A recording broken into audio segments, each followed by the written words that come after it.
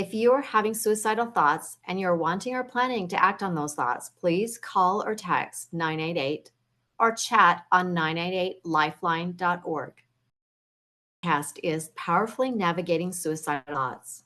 And I'm passionate about creating an environment of love, acceptance, and understanding for those facing mental health issues, especially suicidal thoughts. I'm Vicki, and I'm involved in powerfully living to end death by suicide. I practice the principles of family as a place of love, growth, and commitment. Hey, Lisa. Hi. So, we're here to talk about how to use suicidal thoughts for our lives, which doesn't sound intuitively possible. And it's really amazing. I know for myself when I can do that. So, how do you do that for you? Uh, so, I the first time I ran into this languaging, I was like, I don't know.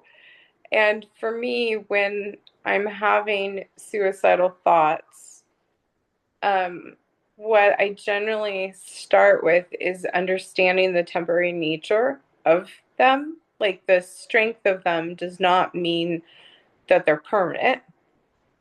And then once that's been like identified that the concept of this will pass, then I can look, am I getting enough sleep? Am I drinking enough water? Am I eating enough food? And then if that's there and I'm still in that state, then there's a different process, which I think we're going to explore a bit more later.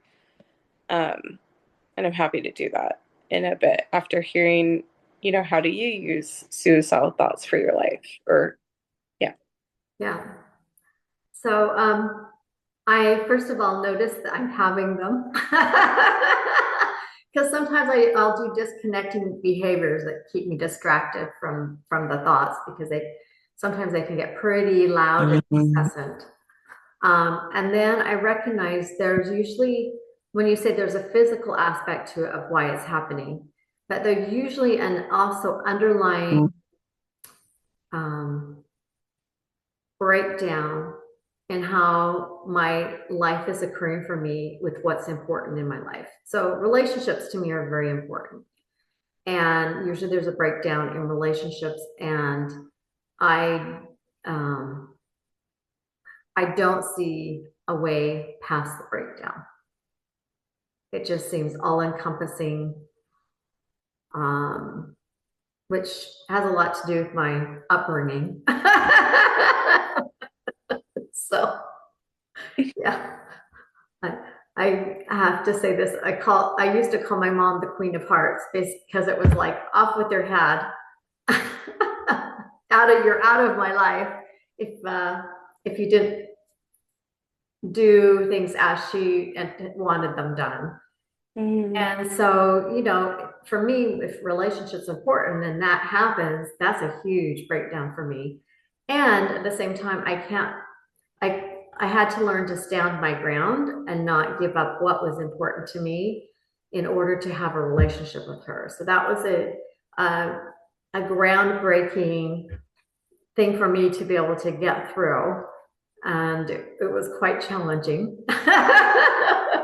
Sounds like it. Yeah. It also sounds like other relationships that seem similar might be very scary, or situations that seem very scary and could be very triggering. They can be, and then I have to remind myself I've gotten through it before. But you go into the trigger, and what I recognize is oftentimes my behaviors of not taking care of myself and not being able to sleep and so forth are usually triggered from that. And then the suicidal thoughts are part of the manifestation that comes out of all of it, right? And Yeah. now I know I'm in a trigger and I haven't identified it totally yet. That's really great. What you said reminded me, there was this one time where I thought the trigger was something in my life because I was just like, I was so upset and I was crying a lot and blah, blah, blah, and dealing with suicidal thoughts. And so I thought maybe there was something that broke down in a relationship, because that's often very triggering for me and can start me on the path of like the water and food and sleep problem. So, anyways, I had a great friend, and after like about an hour, hour and a half of coaching and getting nowhere, I said, "Oh, I'm so sorry. I've been drinking coffee lately, and coffee really messes me up." So, like, there's a lot of power in recognizing, did I alter something or skip something chemically that's causing these thoughts, or is there something upsetting me in my life that's causing me to exasperate it with the eating and the drinking and the not sleeping?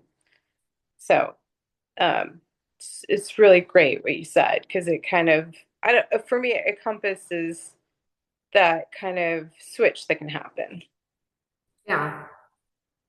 Yeah. And, it's like is, and I love it looking at it as when there's suicidal thoughts, is there a breakdown with where I'm focused, with what's important to me, how my life's going? Is there a breakdown with being able to look at it a different way, or do I need a new skill set? And then the other part is, I taking care of my well-being. Right. Yeah. And it gets challenging, especially when, for me, one thing right now, sleep is off for me. And, like the last several nights consecutively, it's been like, 3 hours of sleep. Last night was a little bit better at 4.5 hours of sleep. So cumulatively, I'm sleep deprived, but I'm taking care of the other things so the suicidal thoughts aren't getting as loud as they normally do. But I am avoiding certain conversations. Hmm. I get triggered more easily. And then I'm avoiding talking to certain people. Because I know I'll get triggered more easily. Oh no. Well, I mean, that's good. At least it's saving both you and them energy that you're not diving in when it really doesn't work. Yeah, yeah. That's Yeah. the purpose of kind of minimizing who I talk to when I don't sleep well. All right. Well, thank you. Is there anything else that you wanted to share about this or explore? Well, I really love the idea of using it for your life to start. If you're having suicidal thoughts, instead of going to needing to act on them in ending your life, or needing to act on them in going into a shocking mode for yourself or shocking mode for other people, to be able to really assess it. Right. So instead of like using the thoughts as a thing to move forward with in the direction of them, using them as a way to heal or repurpose your energy into what would really make your life better. I like that way of saying it. Thank you. Yeah, thank you. So, listeners, love to have you share how, out of this conversation, what you see opening up for yourself of how you could use suicidal thoughts for your life.